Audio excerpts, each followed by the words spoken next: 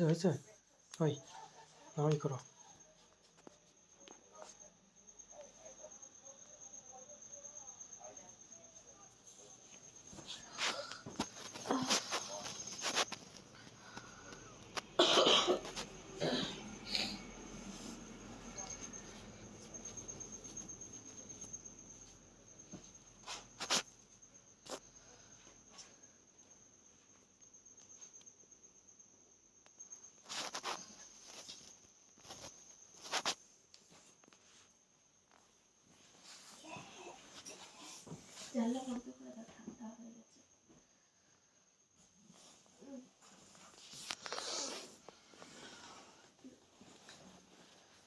খাইছে বাবু একটু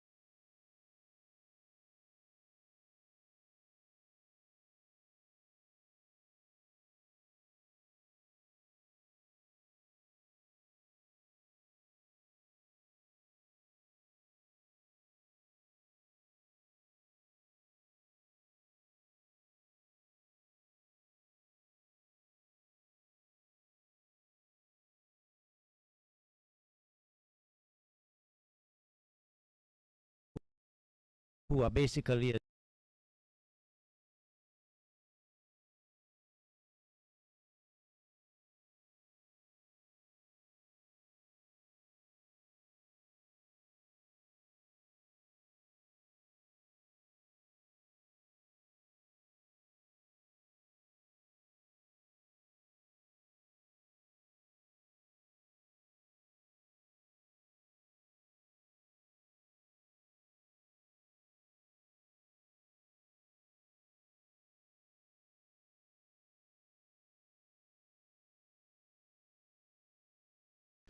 Katwaro has struggled in this tournament, but Nathan Stewart, we know, is one of those big hitters of the cricket ball.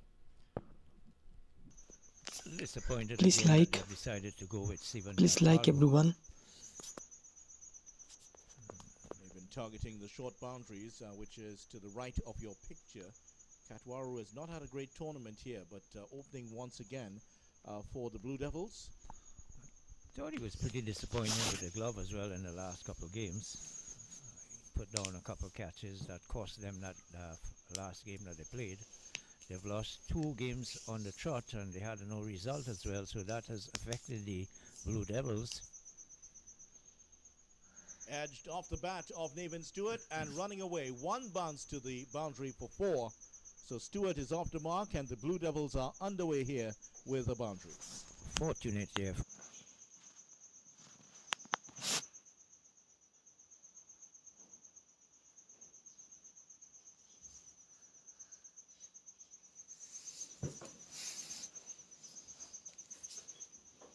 For Nathan Stewart, he got the top edge and it went fine enough to beat the man who is at wideish, third man.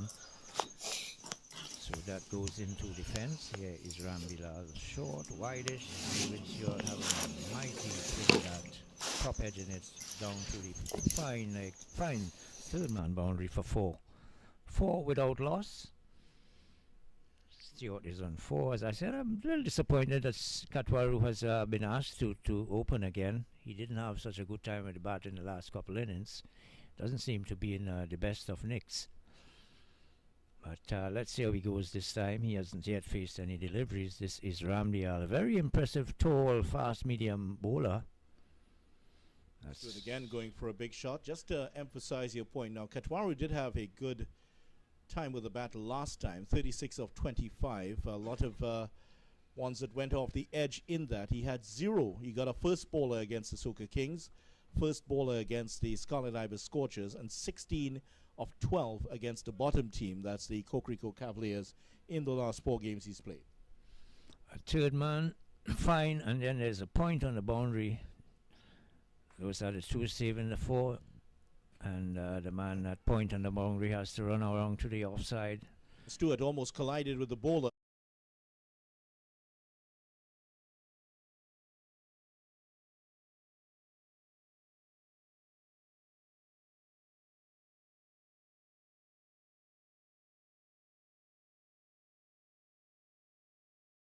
But still manages to get back in time. Appeal for a run out at the other end.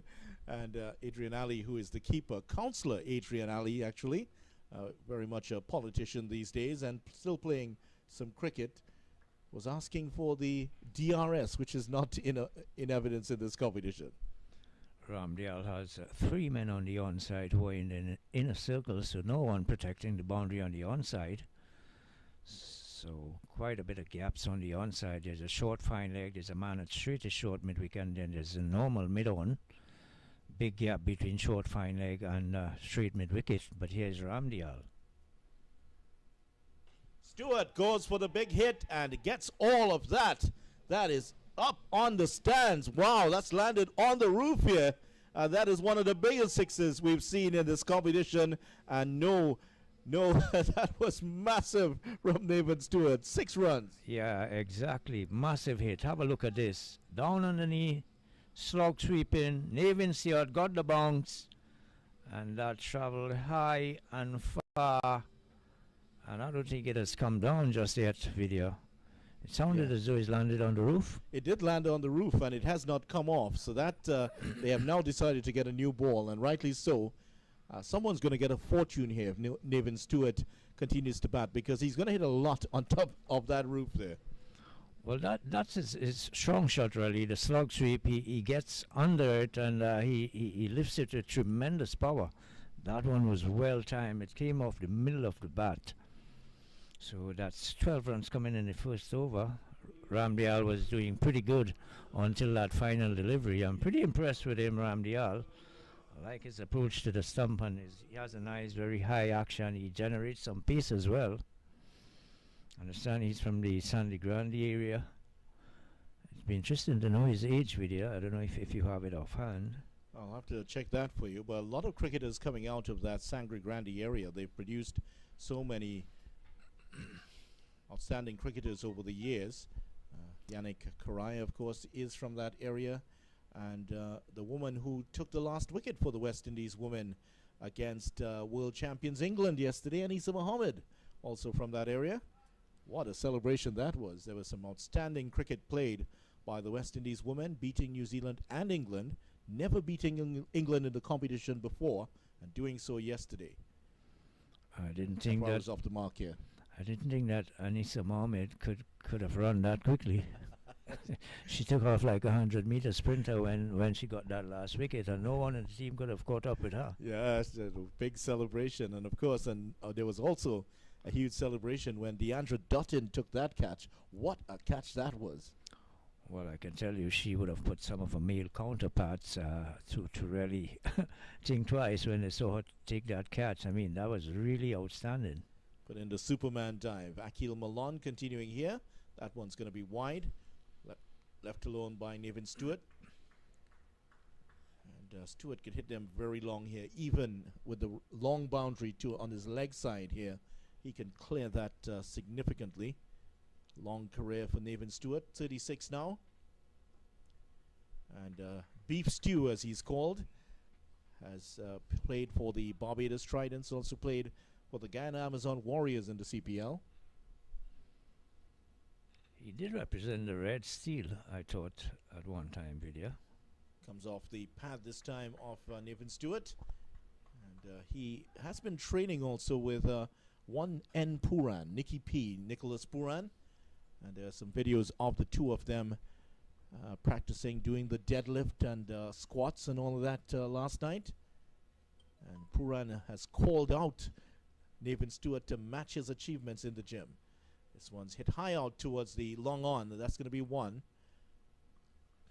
Apparently they trained together a lot, Nathan Stewart and Nicholas Puran. Puran was lifting some weights in the region of 200 pounds, which is Not bad if you're doing the deadlift. Well, most of the first-class cricketers are into some sort of weight training program. It's Wow. absolutely necessary. Well, after a long bit of deliberation here from the umpire, finally has given that wide. Well, I took my eye off the game for a moment. I thought that he had signaled wide, as a matter of fact. That's a single here for Stewart. They're not getting the boundaries, so they are picking off the singles here. Malone has been very tight here early, none for 5. 1 ball to go in his over.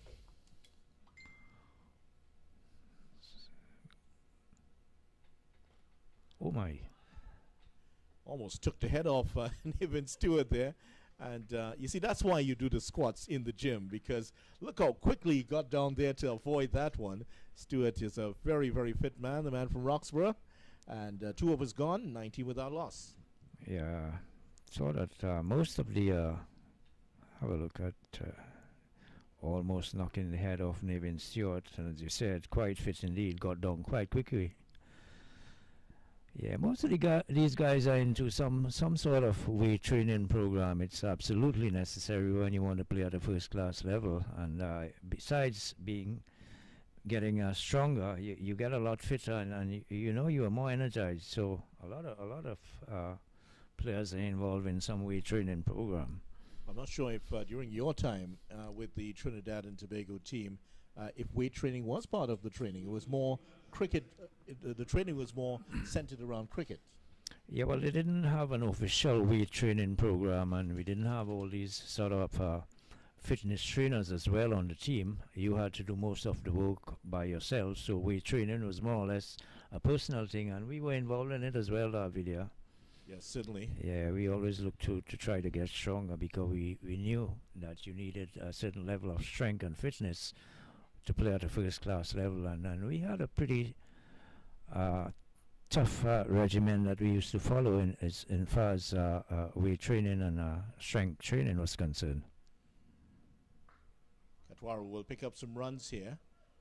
And is this the new player Alvarez, I believe? I think I'm told this is, in fact, Alvarez.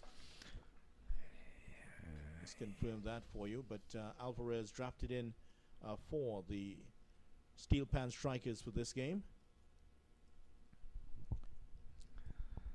Run rate seemed to have fallen off a little bit. They got 12 in the first over, and just 6 in the second. It's now 19 for no loss. It's the end of 2. Jaron Alfred is the bowler from the top or northern end. He'll be bowling to Stephen Katwaru. Well, that's hit powerfully back to him and through his hands, and that has run away close to the boundary. That's a good bit of fielding here. Is that Evan Lewis who's done the fielding? He makes a stop, and that's a good bit of work there from Evan please like कर दीजिए and share कर दीजिए and subscribe करते रहना. Like M जितना जल्दी हो सके भाई 100 पर करना है तो फटाफट लाइक कर दीजिए. Jaron Alfred, the bowler, took some of the pace off that.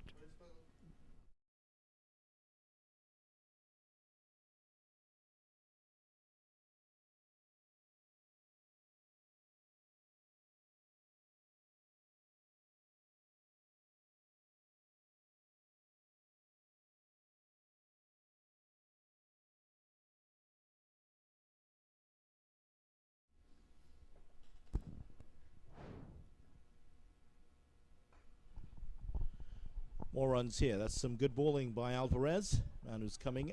Akeem Alvarez. Another one of those players from the Sangre Grande area. We talked about them producing quite a few.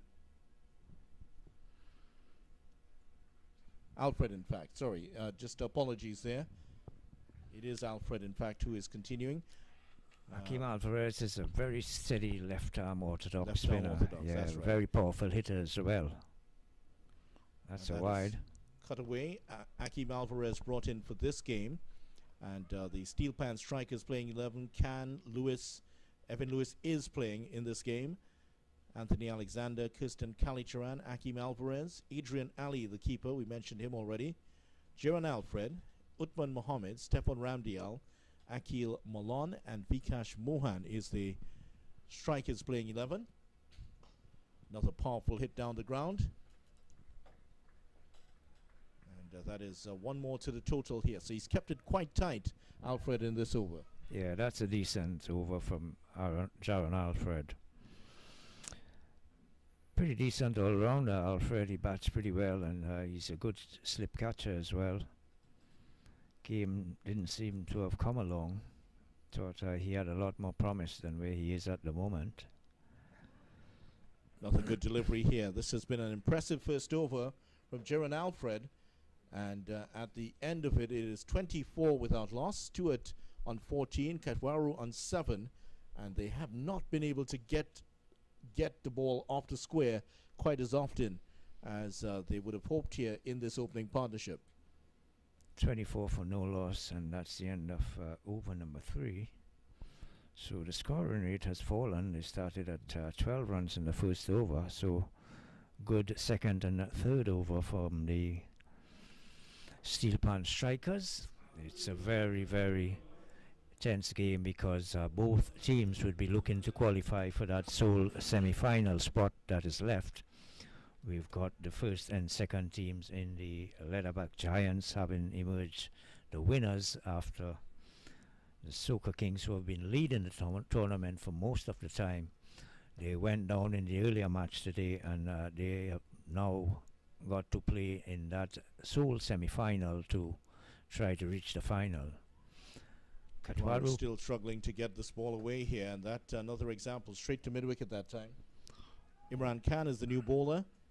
Khan has had a goodish tournament, has gotten some runs. That's hit straight. That should go for a boundary.